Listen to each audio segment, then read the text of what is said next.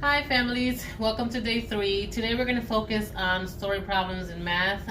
In the classroom we follow a UPS system, which means we just understand the story, retell it, we plan to solve it, and then we solve it, and the last thing that we do is just double check to make sure that the answers were correct or that the work matched the answers.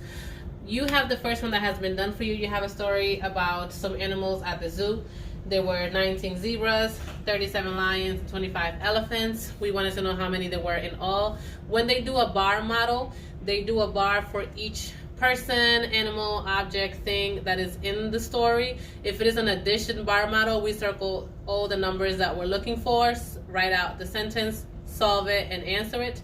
If it is a subtraction model, then it looks a little bit different. So I'm going to walk you through a subtraction story problem so that you can understand how to work through these type of story problems. So in this story, there were 500 fans at the game, 150 left at halftime, and we're looking for the fans that were left that still stayed playing at the game. And so when we do our bar model, we have 500 of them in total and 150 out of the 500 left. And so we need to know how many are left in the game still. We write the number sentences that go across, and then we write it vertically to subtract. When I take 0 from 0, I have 0. When I ask if I have enough to take away the 0, I don't. I go next door, make it smaller, put 1 on the side, press the bottom number 5, count to 10, 6, 7, 8, 9, 10. 5 more. I have 4. They want 1. Do I have enough? Press the bottom number 1, 2, 3, 4, 3. There were 350 fans still at the game. And so this is a bar model. I'm going to show you how to start one here. Ellen counted 87 red cars and 59 green cars. How many more red cars than green cars did Ellen see? And so when we make this type of model, we always start with a line, and then we're looking at the question. The question is focusing on cars. We're focusing on the red cars and the green cars. And so there were 87 red cars and there were 59 green cars.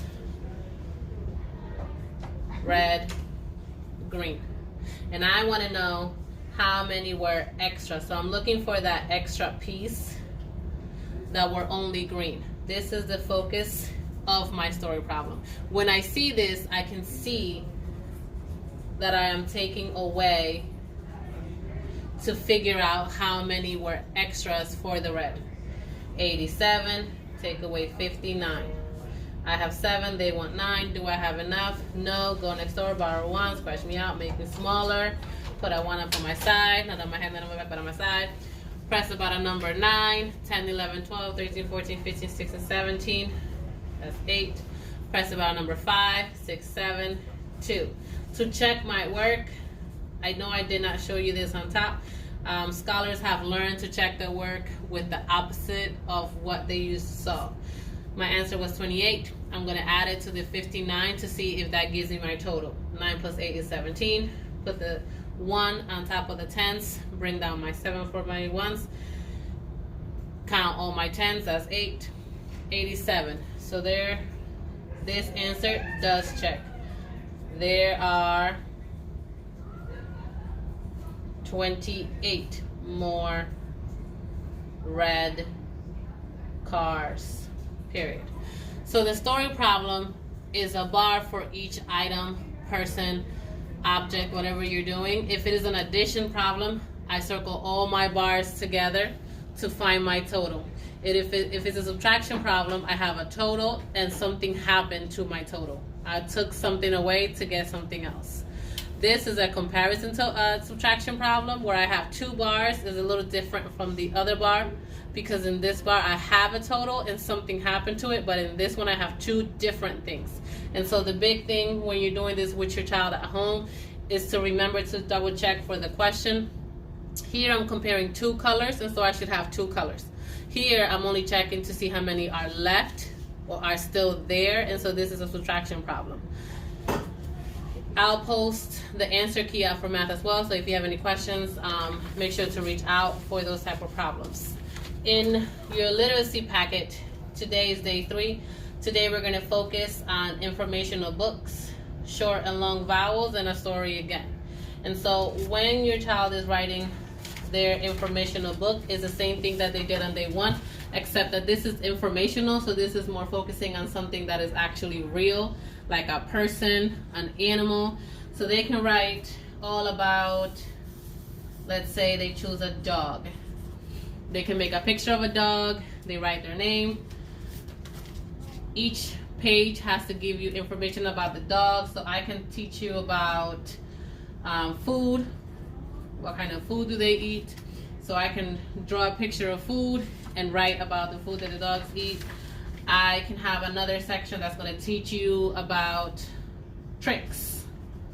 And here I can draw a dog doing some type of tricks like sit, and then I can write about the tricks that they do. I can write about types of dogs. Some dogs are small, some dogs have hair, some dogs have fur, some dogs are hypoallergenic, and so I would draw quick little pictures of little dogs and then write all about them to teach you about the different kinds. And then the last one, it could either be training or anything else that they might want to include, like if it's an animal that lives in the wild, like their habitats. And so in here I would draw me training my dog and then write about how I train my dog. They need treats, so I will make sure to mention those type of details in my writing. Once you're done with your writing, you're going to move on to a phonics page where you're going to review the short and long vowel sounds for the letter I.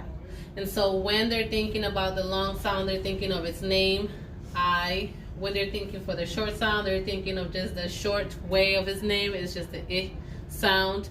As they're going through the words, they're going to segment it like they did any other day. Iron, and they're going to go I, and so they're going to go through each one, focus on the I. When I heard it, I heard I, so I'm going to write it on the I side, not the I side.